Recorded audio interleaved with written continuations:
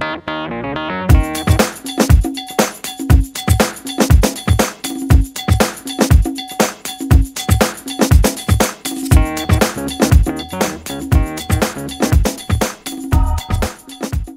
my name is Bill Gladstone. I am the principal with the Bill Gladstone Group of NAI-CIR. And welcome to this edition of The Last 90 Days as we feature to my immediate right, Phil Garnicelli, COO of the Harrisburg-based Pinnacle Health System. And to his immediate right, COO of Kinsley Properties in York, Pennsylvania. And today we'll be discussing the state of medical office space in the first quarter of 2012 and in general. And gentlemen, welcome to the show. Thanks for having us. Now, the last question I'd like to pose to the two of you today, it's kind of a thought question, and I had fun with this, so I'd like to see what your answers are on this. What's going to happen in the future? I mean, we're doing medical build-to-suits, okay? So do the buildings get bigger as you try to cut your costs, and you put them in a location where it's going to serve the community, and you put your outpatient in, you put your physical therapy in, and you put your imaging in, and anything else that goes there, so you have everything in one location instead of building separate buildings? That's choice A, perhaps.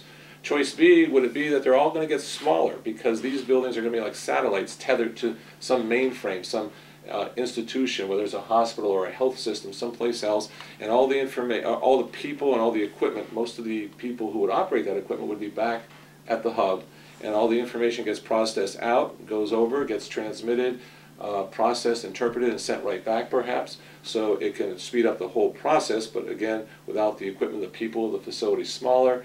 Or is it just not going to change at all? Well, I'll tell you, Bill, it's the right question to ask right now, because as you overlay hospital strategy and health system strategy to the medical office world and what's happening with health systems and where we believe that medicine's going out 10 years, it's a great question. So let me try to address it quickly. We are moving towards a world of population management. So whereas it used to be someone would come to a doctor's office and have a problem, then we would fix it. Now the issue is we're going to try to keep people healthy. We're going to start to get paid for managing large groups of people. So say, for instance, that Pinnacle gets a contract to manage 60,000 lives in a particular area. We're going to need to have those facilities available, and we believe within 10 minutes or 10 miles to that population. So the world's going to change again. So as I see it is, we did move towards consolidating and having much larger practices because the efficiencies were great. I believe it's going to take a turn, and it's going to go back to maybe some smaller base practices that are located within a very reasonable travel distance from our population that we're serving. Mm-hmm.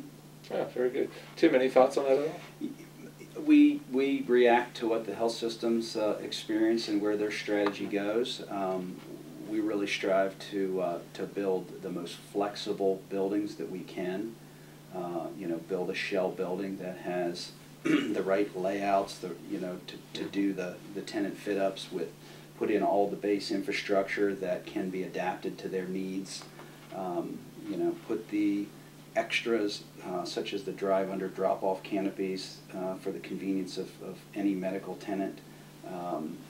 Leave room around the building for circulation and additional entrances and or exiting ambulance pickup drop-off of patients. So we really have to put our creativeness into trying to take what we've experienced in the past and incorporating the things that Phil's talking about that they see in the future and try to build a building that's that can be flexible to meet their future needs.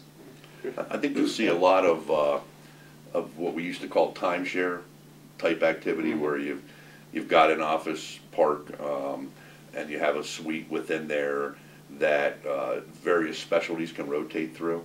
So one half day on a Monday might be cardiology, the second half of that day could be endocrinology, general surgery Tuesday morning, Tuesday afternoon could be neurology. So I see a lot of that starting to take place. Well, gentlemen, thank you very much. It's been a pleasure talking with you and kind of reviewing the state of medical office space for the first quarter of 2012 and also in general. And to the viewing audience at home, thank you.